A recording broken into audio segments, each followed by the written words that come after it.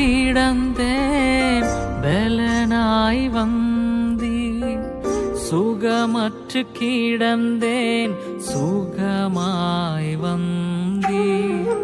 தகப்பனை போல் என்னை தோளில் சுமந்து உம் பிள்ளையாய் மாற்றி உயர்த்தி வைத்தீர். என்னை அறிந்த